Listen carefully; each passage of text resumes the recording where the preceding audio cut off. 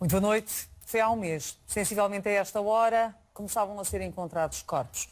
Pessoas que não conseguiram escapar às chamas, na estrada, em casas, nas ruas. Um incêndio em Pedrógão Grande matou 64 pessoas e feriu mais de 200. Foi a maior tragédia de que há memória com incêndios em Portugal. Desde então sucedem-se as perguntas. Como foi possível morrer tanta gente num fogo? Como é que se pode explicar que tanta gente entrasse numa estrada que acabou por ficar conhecida como a Estrada da Morte? Na 236 ficaram 47 pessoas presas nos carros ou em redor das viaturas. Como é que um sistema de comunicações, o Ciresp, não funcionou durante horas? O que falhou no socorro às pessoas?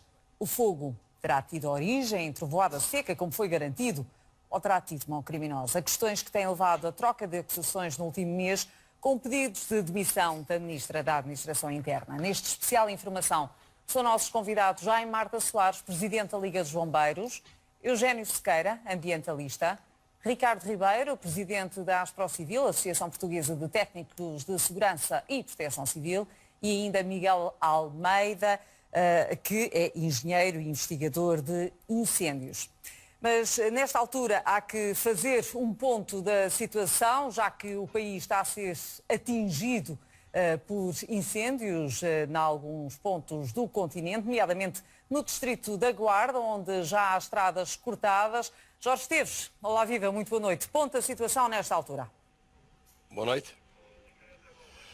Nesta altura ainda arde com muita intensidade, pelo menos uma das frentes que está virada aqui para as localidades de Parada, no concelho de Almeida, e também da Cerdeira do Coa, já no concelho do Sabugal. Um incêndio que começou ao início da tarde na zona da Guarda, Rochoso, Monte Margarida, numa zona onde se procedia a uma operação de limpeza de bermas. Terá sido pela utilização de uma moto roçadora que se provocou este incêndio, que alastrou com uma grande velocidade e que do concelho da Guarda acabou por se chegar aos concelhos de Almeida, também do Sabugal e ainda de Pinhel. Nesta altura estamos nas imediações e no complexo mesmo de uma instituição de solidariedade social, a Associação Socioterapêutica de Almeida, que tem jovens portadores de deficiência e que, por decisão das responsáveis, das funcionários que se encontravam, ao verem as chamas tão perto, acabaram por decidir levar os jovens que têm na sua instituição, levá-los para uma das aldeias onde possam tê-los em maior segurança. Fizeram com alguma colaboração da GNR, embora não houvesse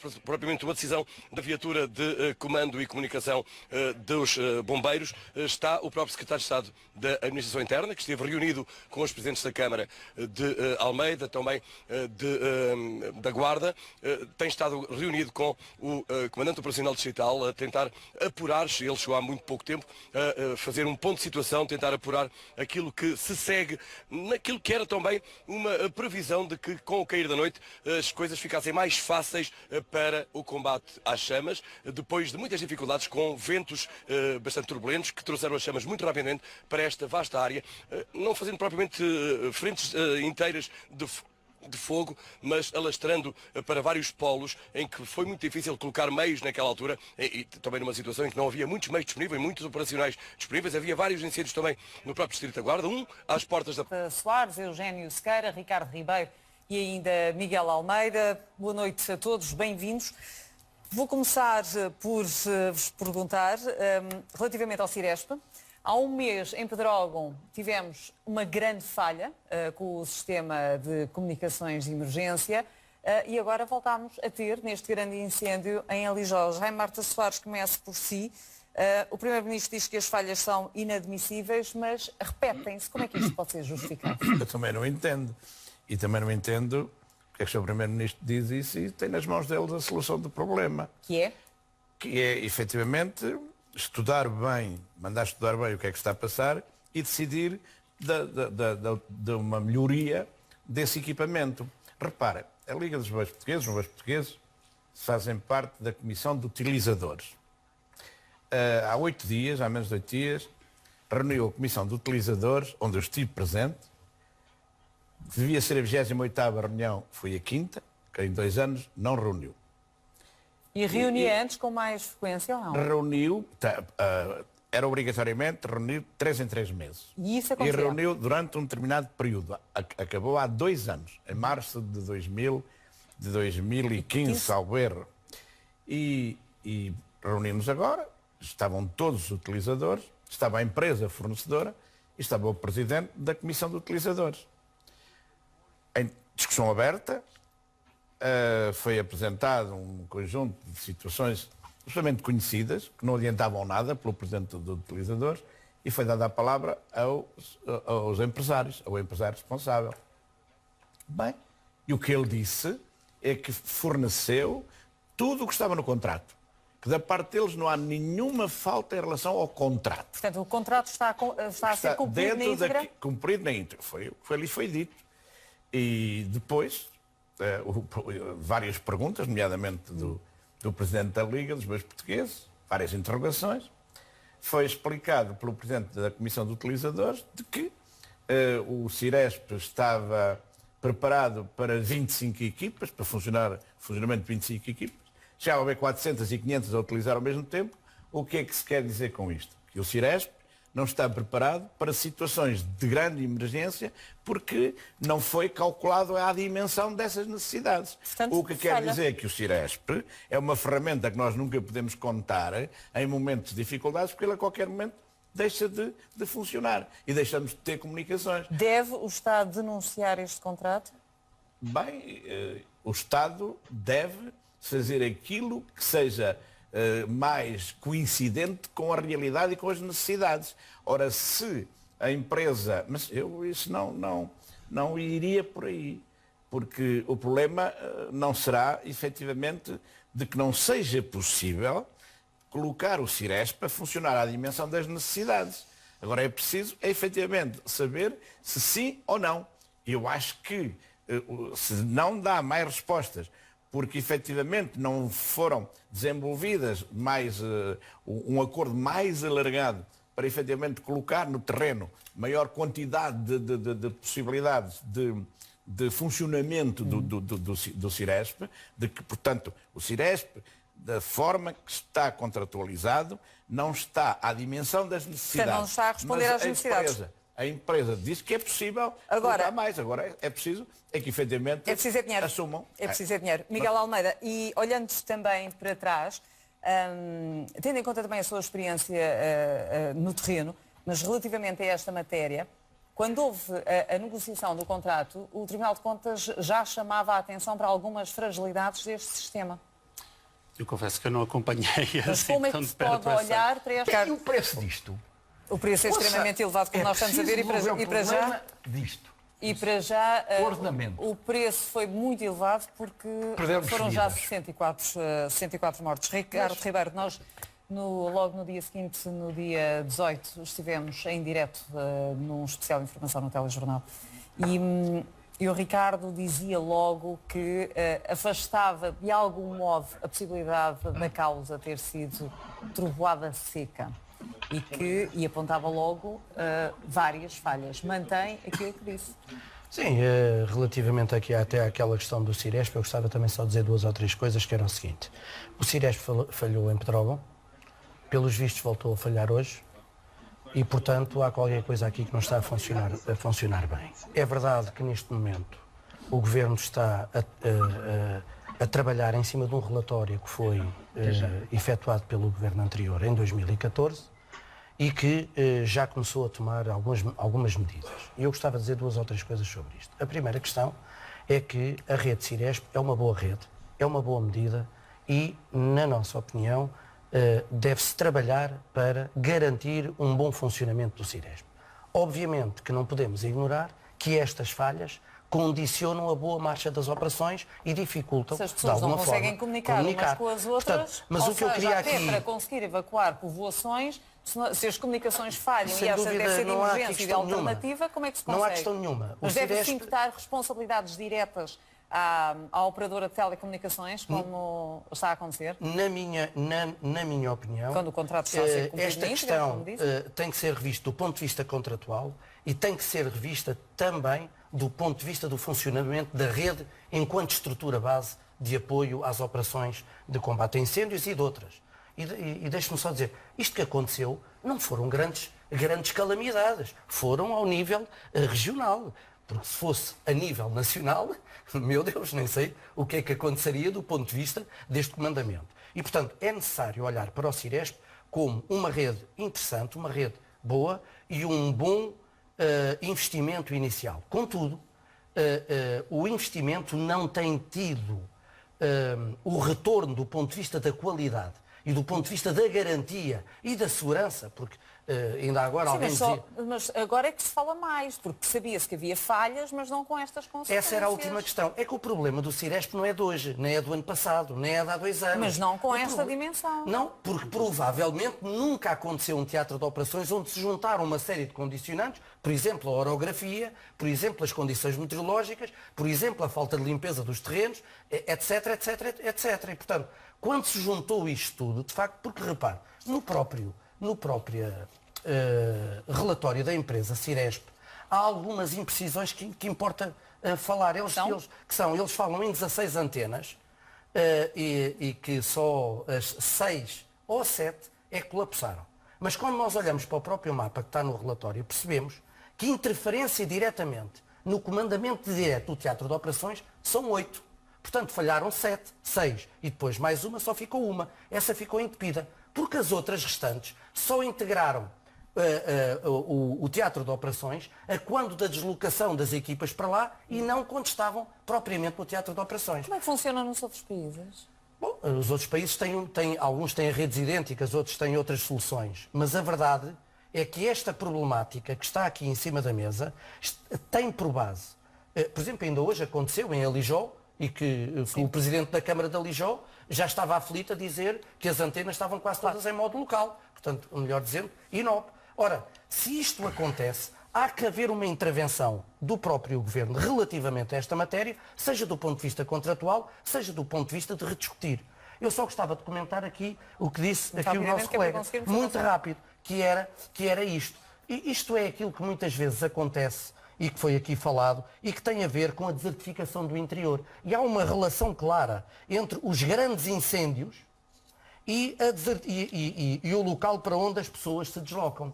Ou seja, há toda uma problemática a anteriori dos teatros de operações e dos incêndios propriamente ditos, que nós temos que começar a discutir efetivamente, e não se é o Ciresp, se é o número de bombeiros, se é os meios, se é a organização, se é a autoridade. É fundamental nós, de uma vez por todas, paralisarmos este discurso dos meios do combate e dos teatros de operações e fazermos um enfoque. Eu percebo até para a comunicação social não é tão interessante discutir que não se faz a limpeza, que se faz a desertificação. Não, é interessante exatamente discutirmos e refletirmos para que se consiga chegar a conclusões e nós continuamos, e abanar quem pode decidir, não é? Na minha opinião, a fazer o enfoque no combate e na resposta operacional. Eu gostaria de dizer aqui uma coisa.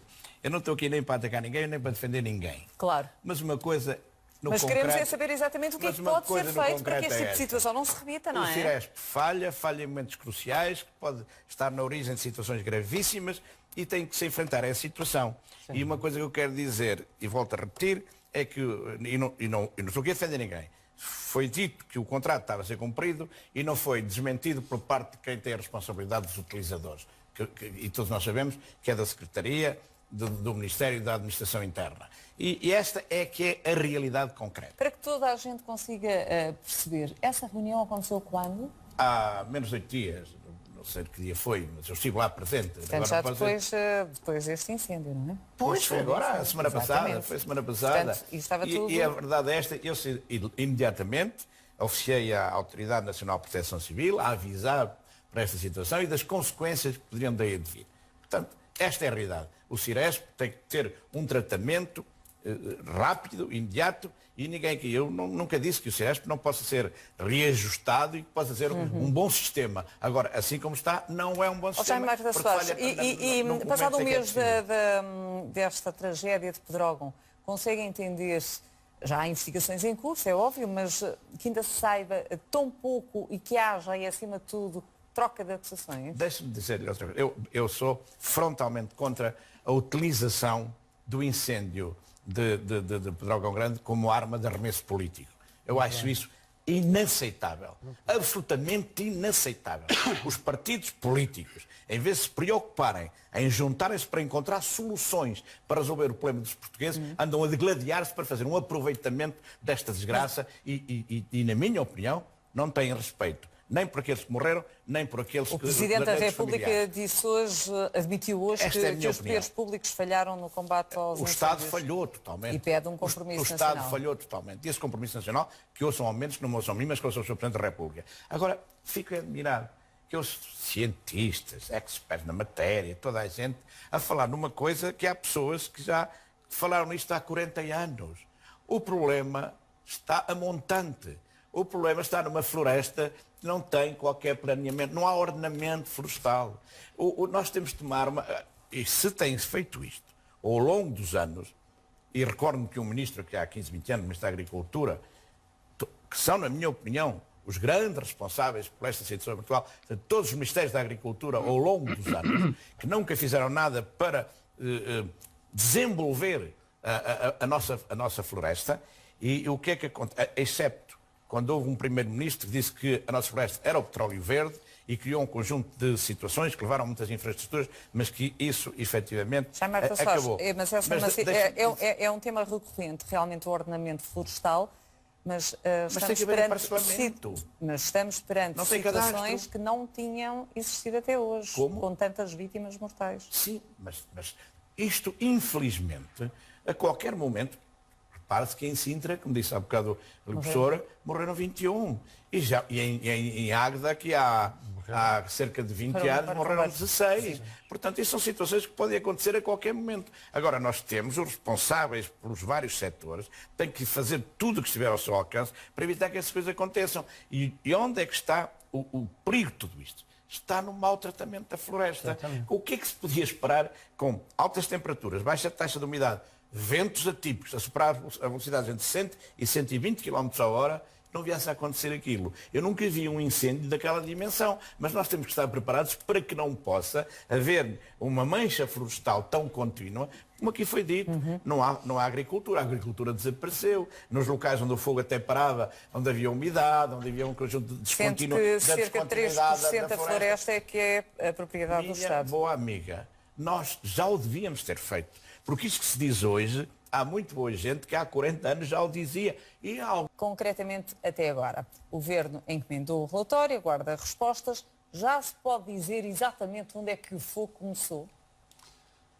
O fogo, onde é que começou a primeira ignição, tem-se uma ideia daquela área. Não é? Agora, qual foi a causa? Ainda há muitas hipóteses possíveis. A Polícia Judiciária, horas depois do início do fogo, garantia, praticamente garantia, ou incidia a sua linha de investigação no raio, na trovoada seca, e inclusive todos gravámos a tal árvore. Pois, o que eu posso dizer, eu não... Estava aqui há 8 anos já? Claro, estava. Não conheço já há 8 anos. Por acaso, no bocado estive a falar até ao telefone com o proprietário que me disse há 4 anos. Mais coisa, menos coisa. Mas pronto, que já estava seca há muito tempo e tinha caído. Mas também é uma hipótese que nós não afastamos. Não é? Mas aquela árvore em concreto é que não foi. Afasta de quê? Eu não afasto nenhuma hipótese. Faz parte da nossa metodologia de trabalho, portanto, averiguar todas as hipóteses. Eu não pretendo aqui... Quero o relatório do IPMA, durante 2 horas. Bem sei, mas também o relatório do IPMA também diz que fala de 95% de hipóteses. Portanto, essa é uma hipótese remota de ter acontecido algo e, portanto, eu não quero estar aqui a pôr desde logo... Quais são as maiores logo... probabilidades nesta altura? O Jaime Marta Soares, logo no início, achava que havia ali mão criminosa. Suspeição de mão criminosa. Suspeição de mão criminosa. Mantenho. Miguel. Pois, digo que há várias hipóteses. Portanto, desde dessa tal descarga atmosférica, desde a hipótese de mão criminosa, até passar por descargas de linhas elétricas. Portanto, há várias hipóteses. Ou uma conjugação até de fatores ali. Não, quer dizer, digamos que a dinâmica do fogo, o que aconteceu, que realmente todos estamos de acordo, perante aquilo que normalmente vemos, não é muito usual o que aconteceu. Portanto, o que aconteceu não é usual. De facto, as condições, portanto, digamos que todos os parâmetros que são importantes, a topografia, combustível, a meteorologia, portanto, tudo isso estava... Estavam ali os ingredientes. Estavam ali os ingredientes todos para fazer ali uma situação calamitosa, para provocar uma situação calamitosa. Agora, também isto voltando um bocado atrás, às vezes fala-se de prevenção. A notificação, aquilo até era... Quase copy-paste, não é? Fazer-se cópia para todas as notícias, simplificar a questão. Eugénio. De zonas de descontinuidade e tudo isso que é preparado antes. E tudo isto devia ser estudado pelos organismos do Estado, porque os agricultores só fazem quando se lhes demonstra que não vão perder dinheiro. Está a ver? Os talhões que eu tinha eram 4 hectares. E depois trabalhei em centenas de hectares, porque tinha 1000 hectares à minha conta. E agora é replicado em 60 mil hectares. E, portanto, teve repercussões para isto, numa zona de grande propriedade. Porque a pergunta que eu faço é assim, por que razão é que a zona de Fogo é a zona do Pinhal, Já tinha mandado um SMSzinho. mais verdinha, mais fresca, e não é na zona seca? E na zona seca, quando há fogo, é na Serra do Algarve, Serra do Caldeirão. Porque aí a propriedade é pequena. Repare, Não, amor. o tamanho da propriedade tem a ver com isto. E a propriedade não é dos proprietários, é da gestão. Porque eu sabia que havia... É necessário não é a minha área, mas eu tinha que a haja ideia... dimensão de gestão Sim, capaz mas vale a de pena fazer mesmo. o ordenamento. diz que há medicamentos sem receita Ou médica e se define fazem com parcelamento, receita mas médica o não com parcelamento junta participados. as propriedades de cada pessoa. E quando nós falamos numa produção, Não, por exemplo, de com- carvalhos, Com Por receita exemplo, médica obrigatória que não nós são temos que ter- participados. Exatamente. centenas de hectares. Dá lá uma Porque lista, um investir- anexo, não sei das quantas. Porque o carvalho daqui a 80 anos é que dá Pronto, era só madeira mais de boa porque eu tinha qualidade. essa ideia. Só que depois... E epá, custa-me que os tu é que és investimentos a em carvalhos especialista cá nisto, eu sejam falo, feitos não é? Porque, ou pelas decisões do amor, eu por FSC, acaso até estava aqui Forest de manhã Stewardship a Council, pensar nisto. que obriga pá, e por exemplo, para ser eu certificado não sei, mas que por cada por 100 exemplo, aqueles hectares comprimidos de para a ação, eucalipto, aquilo é eu aquilo tinha é com proposto participado.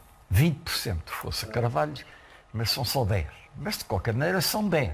E 100 e tal mil hectares dá Não, quase não vendem. 50% dos Não carvalhos vendem. que foram Sem plantados nos receita últimos médica anos. não são 700 vendidos milhões ano. sem receita médica. Porquê? Pronto.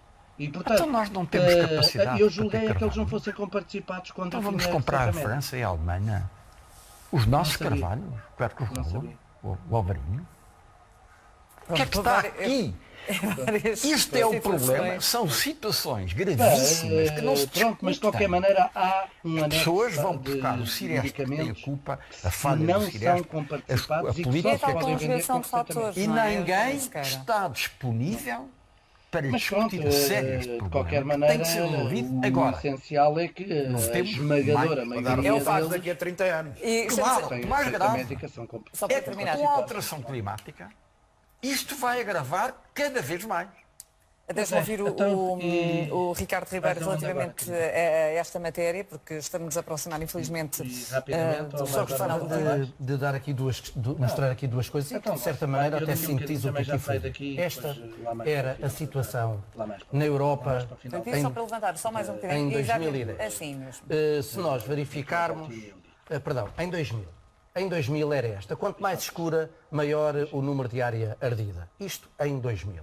Se nós, isto é do EFIS. Se nós verificarmos em 2010, só Portugal é que está a vermelho muito escuro.